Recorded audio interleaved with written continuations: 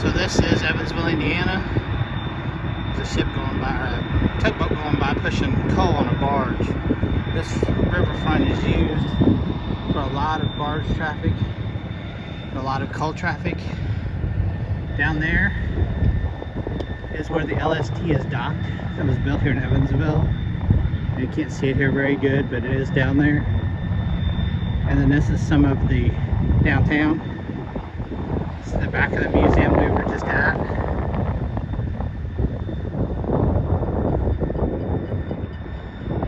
Here's the train museum we were at first. But yes, this is Evansville here. That over there is Kentucky. Evansville sits right on the Indiana-Kentucky line.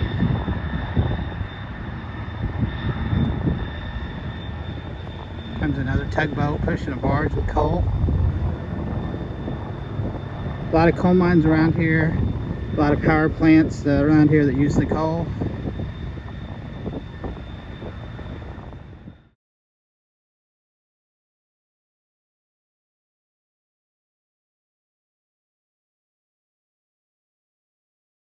Okay, so here we go.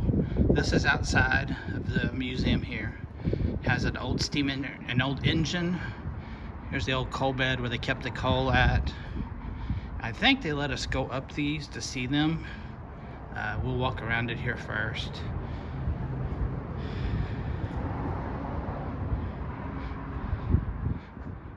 It's an old engine.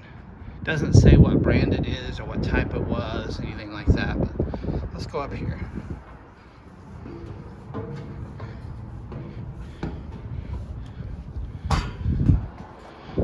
So here's the old controls. Has the old steam pressure stuff.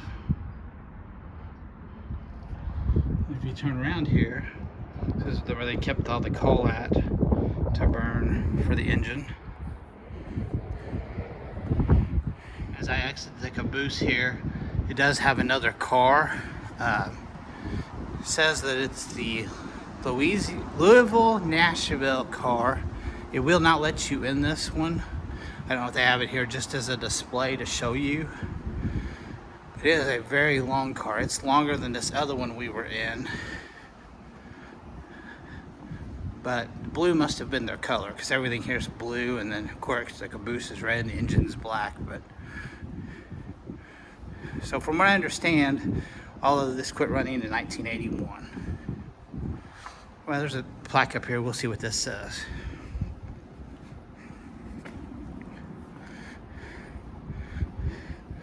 Former L&N dining car. This was a former dining car, possible. And there was a number, and it says Burnt Tavern of the Louisville Nashville Railroad, constructed in 1920. It later served as a maintenance of way car for L&N. The interior was gutted after it was taken out of service in 1989. So I was wrong, it was 89 it looks like. The exterior was repainted to blue color for L&N. Retrofitted to house the modern railroad exhibit. Okay, so that the model train that we seen inside, it was called the Charlotte's Evansville, says that it was a house for the model train of that before they moved it inside. And they also have some passenger cars. Actually, it looks like they have a passenger car and a caboose, I guess, to show how it was. It says car 3052. Let's go up here and see how this was. Around the corner here, it says Tavern Lounge. Push door to open.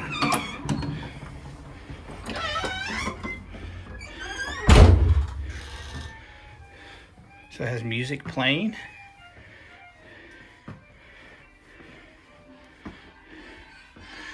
Go around the corner here and there's a bathroom. Have older music playing. So it looks like this was a dining car where you could sit at. It does say there's a restroom there. Looks like that was the men's. Then over here was another restroom. Here's what they looked like on the train.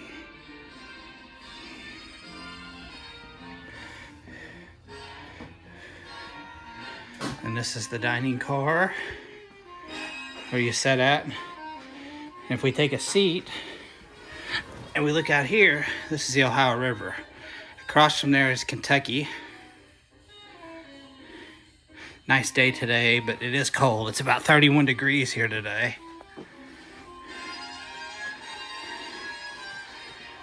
I guess this is the Club Car Flyer. It's an enlarged copy of the flyer given to passengers riding aboard the new Tennessee, Alabama, Kentucky club cars of the Louisiana Nashville Railroad when they were placed in service in 1954. These cars were part of the L&N Pan American train, which ran from Cincinnati to New Orleans. And this shows the times and the fares. A sandwich was 35 cents. For a ham and a cheese was 35 cents. Shows that you could chat, smoke, read, and relax. Coffee looks like it was 15 cents. Milk was 20, soft drinks 15, and a beer was 40 cents. Wow. And there was the schedule. Wow, really neat. They have some nice china, it looks like they used. And I expect these are refrigerators and stoves and different things. Then back here in the middle of the car, I guess this is a lounge area where you could come back here and smoke, like it said. Probably smoke and chat and socialize and do things like that. It does have pictures of people watching the operation, it says, when it was in use. Shows them putting the first track down on Olive Street. Wow, this is really neat. I didn't know Evansville had anything like this. Okay, so let's head back to the caboose. These are wooden doors. I like doors today where they're metal and they slide and have all the air stuff and all that. So then this is a caboose, of course. You walk into the caboose and wow, it has a little table here where I guess you can sit and look outside the window as it's going. The Ohio River again. Had a stove in here, I guess to keep warm back here on the caboose side. Looks like there was a little place here. It says a crow's nest, and I assume they stored stuff here, and then up here was a crow's nest, it says, on both sides. A rail in the middle to hang on to. And I don't know if these were beds or benches or what they used these for. And then you exit out the back of the caboose. And it has a stairway back here. This is really neat. This is a model of Evansville, of what it looked like in 1873, in the 1900s. In 1902, the L&N was so then there's Evansville Courthouse. Ending its service in 1971. The Chicago and Eastern Illinois Railroad, or CNDI, became a presence in Evansville in 1911. The CNDI operated its own depot into the 1930s when it moved its operation to the L&N depot. The last CNDI passenger train departed Evansville in 1968. The New York Central had the most track mileage of any railroad in Indiana. It offered passenger service from the L&N depot. Founded in the 19th century, the Illinois Central served the city from its station on West Franklin Street. Through the early 1950s, the Southern Railway provided service to many area communities, including passenger round trips via Louisville, Huntingburg, and Evansville. The thunderous sounds of the train evoke significant memories for many, and we hope you enjoyed your visit to Charlotte's Evansville. Two parts. We are leaving the Railroad Museum now, and we're going to head over to the main museum part. It says Science Museum and Arts Museum. So we're going to head over there next. It's all here together. It's actually one admission price, $14, which $14 isn't bad to go to the two of them together. Disclaimer is I'm from Evansville. Have not been here in 25 years in this museum, so a lot has changed in 25 years. So we will see what that looks like now inside. Start out here in the little gift shop area. We will be doing that on our way out as we leave.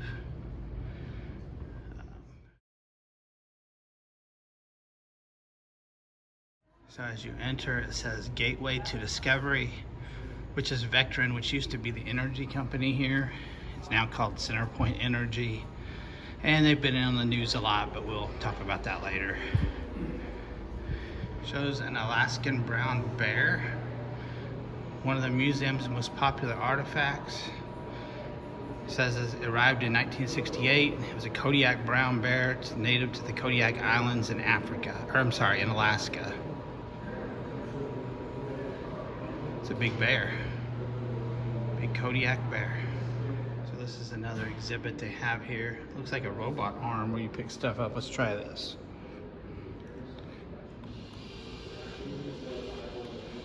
So it looks like you can pick the arm up and down. It rotates. Then I would say this one drops it. Yep, that drops it. Then you can go back down. Not very good at this. So that goes back and forth. Down. I guess you hit the button maybe. Yep. Hit the other one. I'm not very good at it, but it has a robot arm thing here.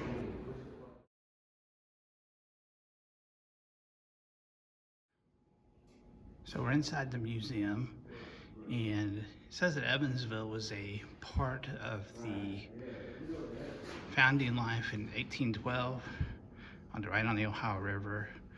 They produced boats here. They did a lot of other stuff. Part of the Wabash Erie Canal was done here.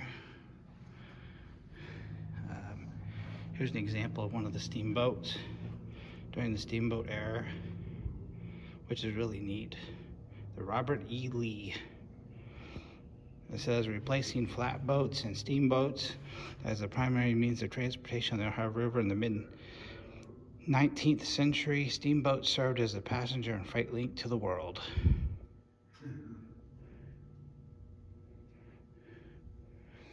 Have a lot of old signs in here. They even have an old ship's wheel. Let's see if we can do the old ship's wheel here. Turn the old ship's wheel, and then in front of us it has the James Guthrie. They also produced the LST 325, which was a warship that they used in World War II, I think it was. I know that it went over to D-Day. So it's a photo of Robert Morgan Evans. It says that it was from 1835. Namesake of Evansville is Robert Morgan Evans.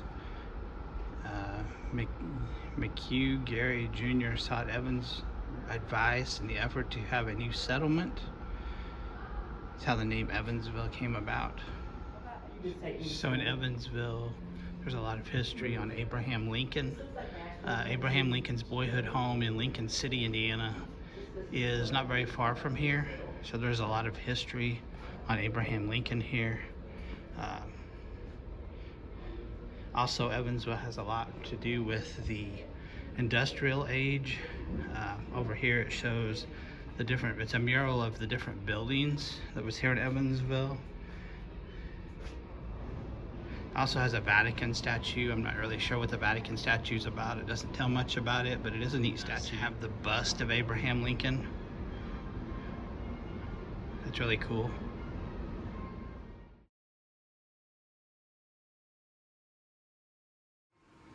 This shows a general store.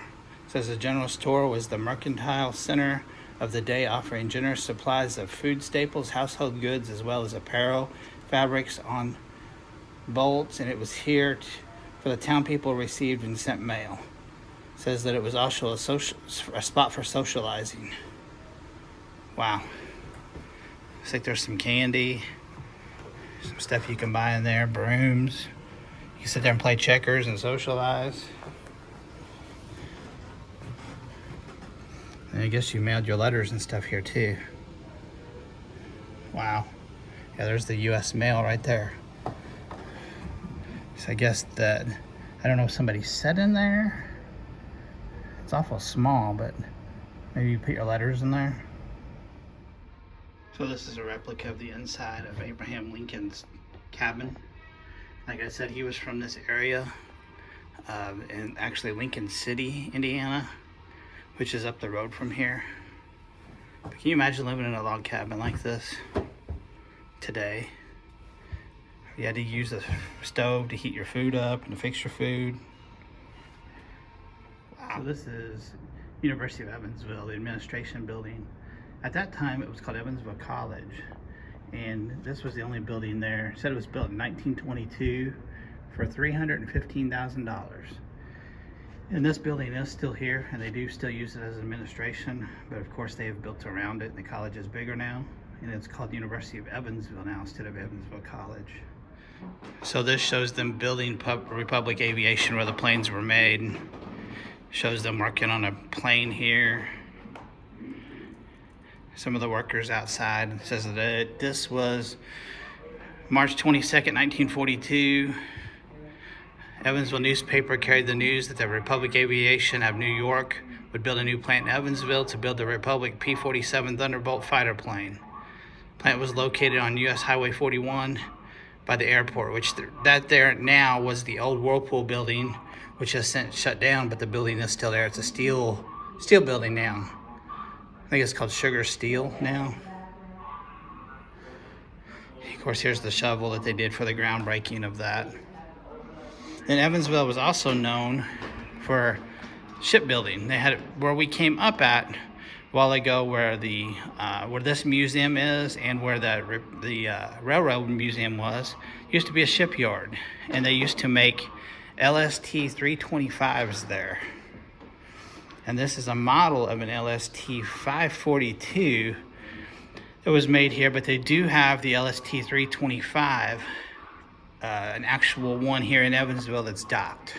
So what they were used for was they carried equipment. As you can see, there's tanks at the bottom that it carried.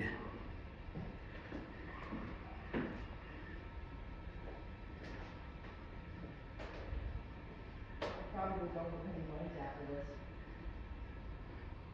You want to? This is some of the instruments that was used on it. Looks like it was the full stop and the way that they made it go. Here's one of the women that had worked in the rail yard or on the shipyard to build the ships. It shows the identification buttons. So they had a lot of different types of identification than what we do now. They had buttons, they had pictures. It's one of the hard hats that they wore. Here's one of the things that they used to christen the first LST that was built here in Evansville. Then if you turn around here, it shows the different pictures of them building a ship, all the people that were involved. Look how many people were involved in building one of these ships. And that's one of them taken off. And of course, this is the christening where they had christened it at. And this is at night where they're building the ship at, the shipyard. It's called Howe Yard. It is still there, but it's a train yard now. Evansville had a lot to do with the war. I know that the P-47 Thunderbolts were fighting planes that were produced here, actually at the Whirlpool plant, and then some of them were done at the Chrysler Corporation as well. But this shows some of the things that they produced for the airplanes, for the military, and some of the ammunition that they produced. How Evansville was involved in it. There's one of the Thunderbolts there. It's called Republic Aviation, is what the name of the building was. It's not there anymore. The building's completely gone. But a lot of the women built these, or the men were over at war here in Evansville. And here's some of the pictures of them after they were produced.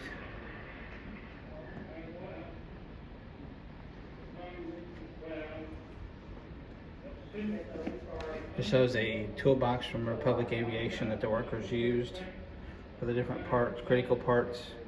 Note the small holes in the sides of these pieces. Wires were used to interconnect critical parts of the airplane so that the vibrations would not loosen during flight. Critical part could also be wired directly to the stable section of the plane. Wow.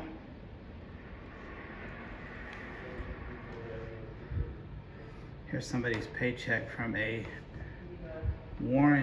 Harry Milton Beard. Looks like he did 30 hours January 29th. Looks like he got overtime of 2 hours. His total paycheck or net pay for that 30 hours was $19.52. Oh, it says 1945. No, 43. I'm sorry, 1943. For building that airplane, that's what he got paid.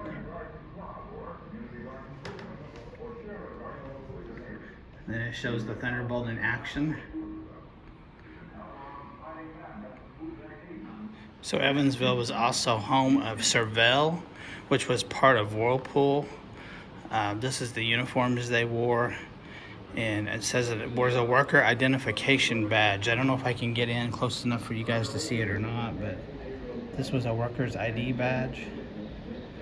It said that Cervell Incorporated produced wings for Republican Aviation's P-47 Thunderbolts, fire units for gasoline stoves. They did the 105 millimeter and 40 millimeter shell casings. Employed 12,000 at peak during the World War II. And it tells who founded the company and when it closed in the 1950s.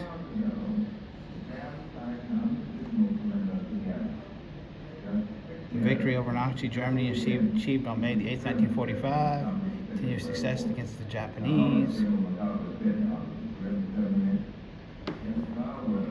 This was the Rivertown China and Glass Shop. Wow.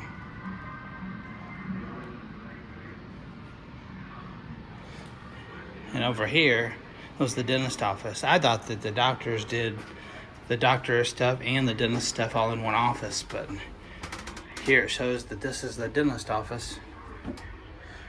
Some of the old tools. Look at the old chair made out of wicker. Indiana Dental College. I guess there's some of the people that went through the college course there. Wonder if it was 4 months like a doctor's was. That's just amazing to me.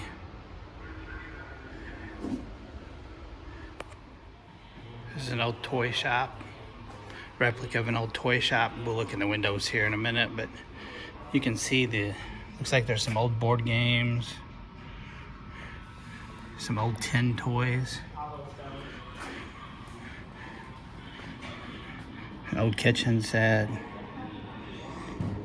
Makes you wonder how much this stuff was back then and how much it'd be nice. This is the toy shop. The colorful tin toy shop offered a wide variety of period playthings, including lovely bestique head dolls, rare iron toys in the 19th century.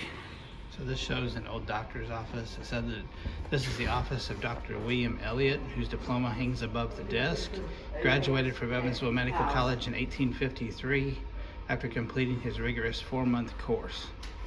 So is this his Abraham?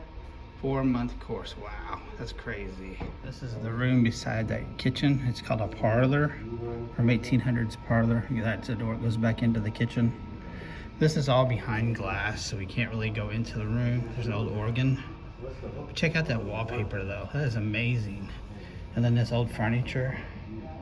It looks like that's an old, they didn't have record players, but that's some kind of music machine they had down there. And then I love these old pictures that they have, probably of a family that maybe lived here. And then check out the chandelier. Wow. This shows a replica of an 1800s kitchen where somebody's in here cooking and making, it looks like dinner, maybe, something like that.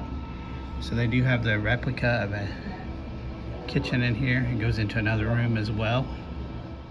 So this is the upstairs of the Evansville Museum. It is an art gallery. They are remodeling it currently, so there's not a whole lot open up here. There's some art. I'm not into art. I know some people are, but I'm not. In full disclosure, I'm not very good at this. I've just started doing vlogging and just started doing videos. So don't criticize me about my editing or the quality or the material. You can give me ideas and comments, but I would like for you to subscribe to the channel. I am trying, and I'm doing my best to get content. Evansville is not a very big city, and I am legally blind. I've only got vision out of one eye, and it's not the best, so I don't drive. So it's hard for me to get places to get content, but I will do my best. My wife's really good about getting me places and driving me places and dropping me off so I can get pictures, information, videos. So we do have some more stuff planned here in Evansville. Just bear with me and subscribe to my channel. Thank you. This will be the end of the vlog.